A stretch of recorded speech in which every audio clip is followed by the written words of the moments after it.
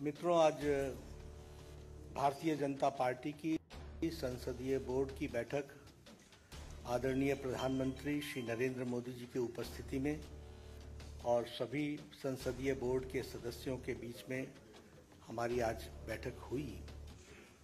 और हम सब लोग जानते हैं कि 15 जून को राष्ट्रपति के चुनाव की अधिसूचना जारी हुई थी और उसी समय ये अधिकृत किया गया था पार्टी की ओर से कि हमारे वरिष्ठ नेता भारत के रक्षा मंत्री श्री राजनाथ सिंह जी और मैं पार्टी के अध्यक्ष के रूप में विभिन्न घटक दलों से और हमारे जो यूपीए के पार्टियां हैं उनके नेता उनके साथ हम बातचीत करें और बातचीत करके राष्ट्रपति के चुनाव के लिए सर्वसम्मति बनाते हुए हम आगे बढ़ें।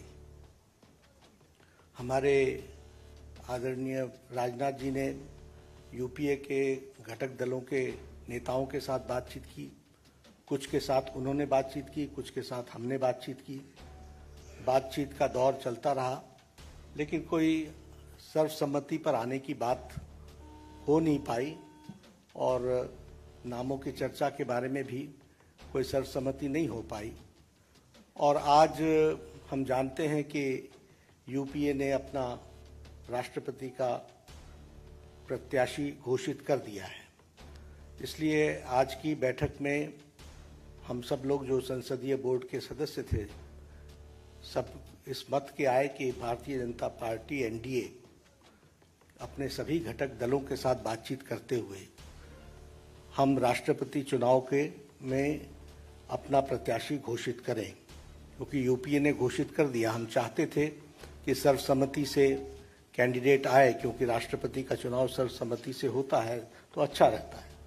लेकिन इस प्रकार का उन्होंने जब कैंडिडेट घोषित कर दिया तो हम लोगों ने आज बैठक में हमारे अपने एनडीए के घटक के लोगों के साथ बातचीत करते हुए और लगभग 20 नामों पर हमारे यहाँ लंबे दौर की चर्चा हुई और चर्चा में सब लोगों के साथ बातचीत करते हुए एक सर्वसम्मति इस बात पर बनी कि सभी नामों पर चर्चा हुई, विस्तृत चर्चा हुई, लेकिन कुल मिलाकर के ये बात सामने आई कि हमें प्रत्याशी के रूप में कोई पूर्व से ढूंढना चाहिए, भारत के पूर्वी क्षेत्र से ढूंढना चाहिए और हो सके और हमारा प्रयास हो महिला को हमको स्थान देना चाहिए।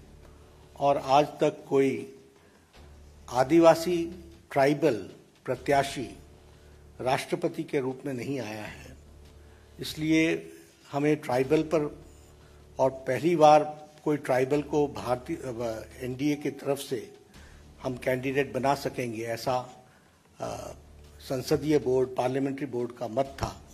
और इसलिए श्रीमती द्रौपदी मुर्मू इनको राष्ट्रपति का प्रत्याशी घोषित किया गया है एनडीए की तरफ से।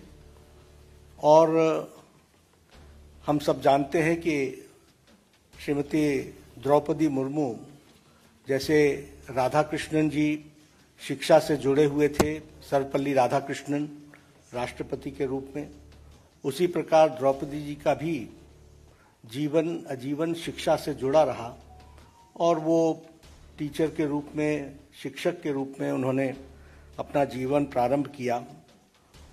बाद में वो काउंसलर भी बनी और वाइस चेयरपर्सन रायरंगपुर की बनी और उसके बाद उन्होंने एक लंबा अरसा विधायक के रूप में देखा और विधायक के रूप में वो मंत्री बनने का भी उनको सौभाग्य मिला। उन्होंने सरकार में मंत्री के रूप में भी गवर्नमेंट ऑफ उड़ीसा में transport, commerce, animal husbandry ministry और फिशरीज मिनिस्ट्री को भी उन्होंने संभाला। और सबसे अच्छी बात यह भी रही कि उन्होंने Neelkanth award for best MLA 2007 का वह भी उन्होंने अर्जित किया, उनको मिला। और बाद में वो 2015 से लेकर 2021 तक झारखंड स्टेट की गवर्नर रहीं। तो इस तरीके से उनका राजनीतिक जीवन रहा है। एक बहुत ही संवेदनशील महिला नेत्री, जिन्होंने शिक्षा से अपने आप को जोड़ करके जीवन में आगे बढ़े और जो जिम्मेवारियां उनको दी गई उन्होंने बहुत उत्तम तरीके से उसको निभाया है।